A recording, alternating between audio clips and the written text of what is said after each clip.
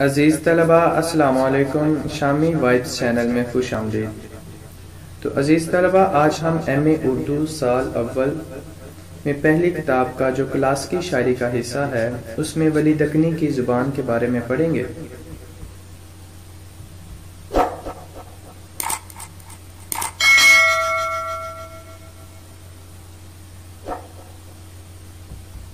تو اب ہم آتے ہیں اپنے اصلی سوال کی طرف، جو ہے ولی دکنی کی زبان۔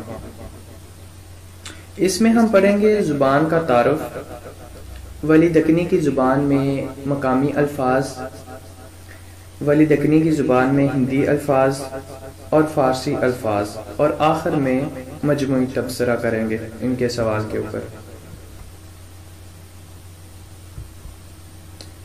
سب سے پہلے ہم ولی دکنی کے دور کی جو زبان ہے اس کا تعارف پڑھتے ہیں۔ ولی کے دور کی زبان اتنی ترقی یافتہ نہ تھی کہ اس کے اندر نزاکت خیال اور بلند پروازی کا مظاہرہ کیا جا سکتا۔ زبان کی اس کم آئیگی کو ولی نے اپنی فطری ذہانت کے ذریعے اچھی طرح جان لیا تھا، اور انہوں نے اپنے خیالات کے اظہار کے لیے نہ صرف ہندی اور فارسی سے استفادہ حاصل کیا بلکہ ان زبانوں کی شعری اصطلاحات اور روایات سے بھی فائدہ اٹھایا۔ خصوصاً فارسی زبان کے اثرات ان کی شاعری میں نمایاں ملتے ہیں۔ ایک معروف نقاد لکھتے ہیں کہ ولی کی زبان میں دکنی اور مروجہ دہلوی دونوں کی خصوصیت ملتی ہے۔ ولی کے کلام میں اس وحدانیت کا سب سے بڑا سبب یہ ہے کہ شمال اور جنوب کی زبان کا ڈھانچہ ایک ہی تھا، مگر خاص مقامی خصوصیت کے دخل کی وجہ سے یہ دو زبانوں میں تقسیم ہو گئی۔ ولی نے اپنے لسانی شعور اور اجتہادی صلاحیتوں سے کام لے کر اس زبان کو ایک ترقی یافتہ روح میں پیش کیا، جس سے شمال و جنوب کی ادبی زبان کا ایک ڈھانچہ قائم ہوا۔ ولی نے ابتدا میں دکنی زبان میں ہی شاعری کا آغاز کیا۔ قرائن سے معلوم ہوتا ہے کہ ولی پہلے دکنی شعراء سے متاثر ہوئے، یہی وجہ ہے کہ ان کے کلام میں خاص دکنی لب و لہجہ کی تعداد کافی زیادہ ہے۔ ولی نے شمال اور جنوب میں ایک لسانی وحدت قائم کرنے کی کوشش کی ہے۔ ولی کے اسلوب شاعری میں فارسی کا بڑا عنصر دخل ہے۔ اس نے فارسی اساتذہ کی نہ صرف پیروی کی ہے بلکہ اپنی اجتہادی قوت کو بروئے کار لا کر مضامین اور اسالیب دونوں کے اعتبار سے اردو غزل کو وسعت دی اور اس میں تنوعات پیدا کیے۔ ولی دکنی کی زبان میں مقامی الفاظ کا استعمال۔ ولی نے اپنے کلام میں فارسی اور ہندی کے ساتھ ساتھ مقامی الفاظ کا استعمال بھی کیا ہے۔ ان سے پہلے شعراء نے اپنی شاعری میں جو الفاظ استعمال کیے ہیں وہ قاری کے لیے بہت مشکل اور ادق ہیں، لیکن ولی نے جو الفاظ استعمال کیے ہیں وہ بہت ہی آسان اور قاری کو آسانی سے سمجھ آ جاتے ہیں۔ ولی کی عظمت کا یہ بہت بڑا ثبوت ہے کہ ان کی زبان شعر کو آج بھی برصغیر میں کئی علاقوں میں سمجھا جا سکتا ہے۔ کیا سب زندگی کو فدا تیری محبت میں، کیا سب زندگی کو فدا تیری محبت میں، اچھو باتاں اس دل کی سناتے نہیں سو کیا باس۔ ولی دکنی کی زبان میں ہندی الفاظ کا استعمال۔ ولی نے اپنی شاعری میں ہندی تلمیحات، روایات اور الفاظ کو بھی کثرت سے استعمال کیا ہے، لیکن اس ضمن میں انہوں نے عام الفہم الفاظ کو چنا ہے۔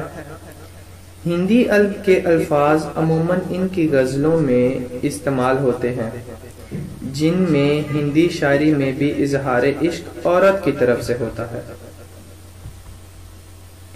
ولی نے یہ اشعار قرآنی تسلیم شدہ روایت میں لکھے ہیں، اس لیے ان میں صنف سے متلازم الفاظ کا استعمال ایک فطری عمل ہے۔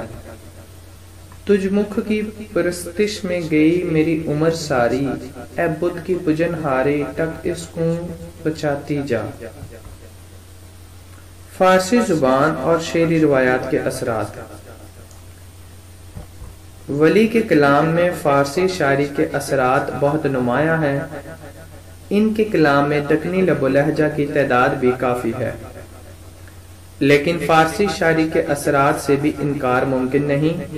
انہوں نے فارسی تشبیہات اور استعارات کو بڑی خوش اسلوبی سے استعمال کیا ہے۔ بقول ایک نکات کے، ولی کے اسلوب شاعری میں فارسی کو بڑا دخل ہے۔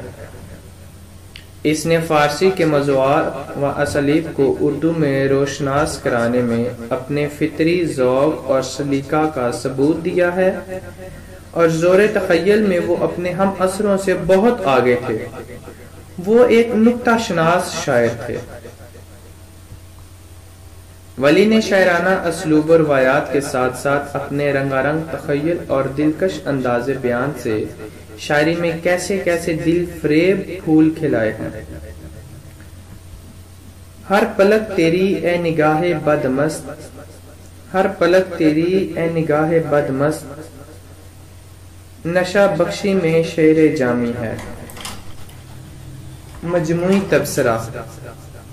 اب ہم اس سوال کے اوپر مجموعی تبصرہ کرتے ہیں کہ پروفیسر محمد اشرف ولی کی شاعری اور اس کی زبان پر اظہار خیال کرتے ہوئے اس کو نباز قرار دیتے ہیں۔ وہ لکھتے ہیں کہ ولی الفاظ کی صحت اور جسمانی ساخت، صوتی خوبصورتی اور موت و حیات سے بخوبی واقف تھے۔ ولی بلا شبہ زبان کا جادوگر ہے۔ زبان پر اس گرفت اور الفاظ پر قابو کے باعث ولی کا کلام ترنم اور موسیقی کی عمدہ مثال ہے۔